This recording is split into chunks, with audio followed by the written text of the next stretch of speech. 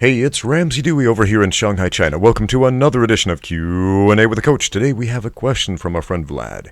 He says, I've trained for many years and as I was training, I discovered that punching the opponent in the liver or kidneys can do some real damage. In and outside of the ring, what is your view on targeting vital organs in a professional fight?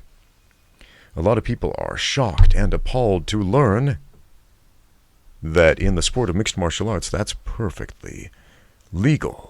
And they're like, what? But, reasons. Mixed martial arts is the sport of fighting. And liver shots are a dramatic and super effective way to end a fight. Not everybody is equally good at setting them up, but man, you land a good liver shot, you're likely to see your opponent rolling up into a ball on the floor moments later. It's a very effective way to end a fight.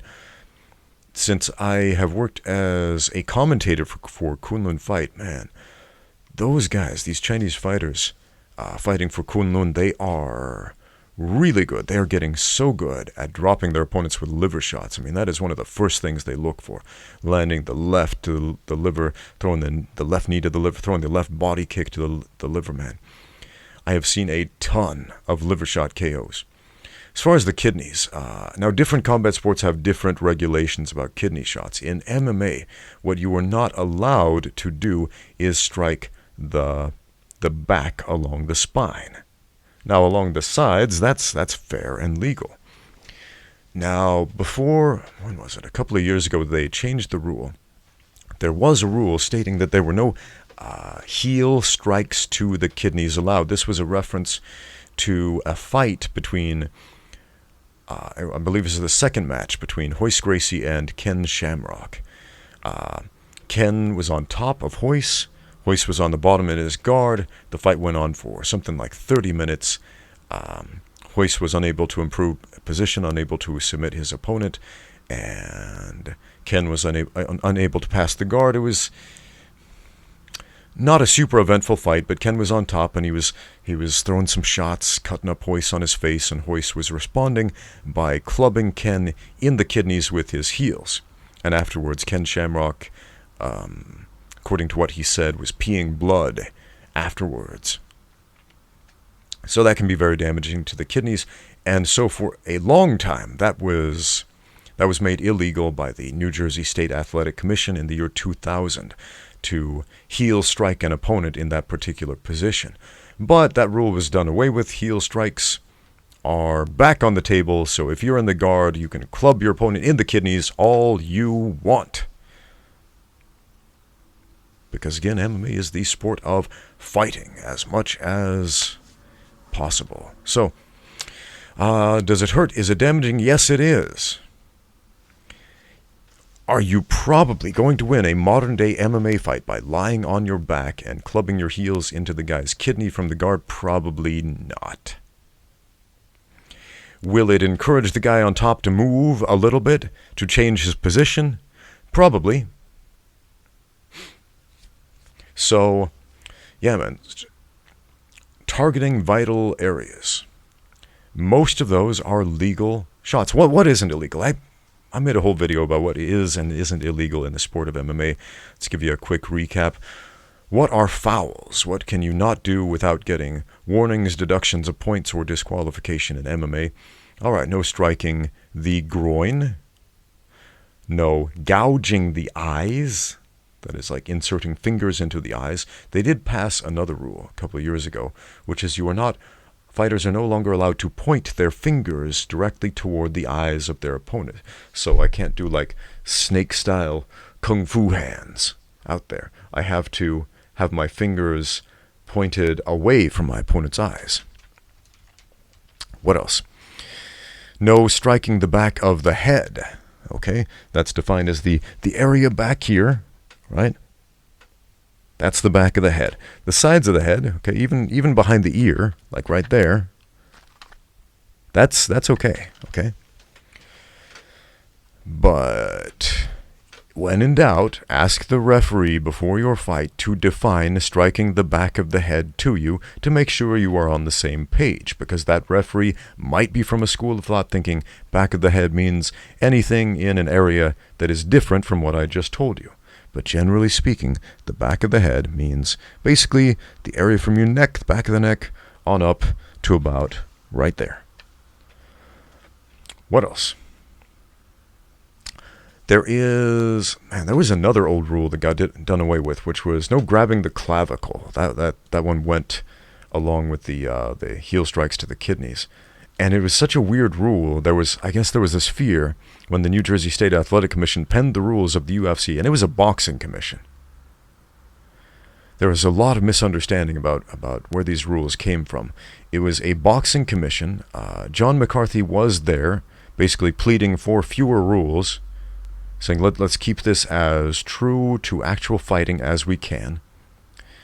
And I believe there was a doctor there as well, and the doctor was the reason for the banning of the 12-6 elbow, one of the weirdest rules in MMA. Because he had this weird illegitimate fear about the destructive power of the 12-6 elbow. Anyway, so an elbow coming from straight up to straight down in that fashion, not allowed. An elbow coming from any other angle, perfectly fine.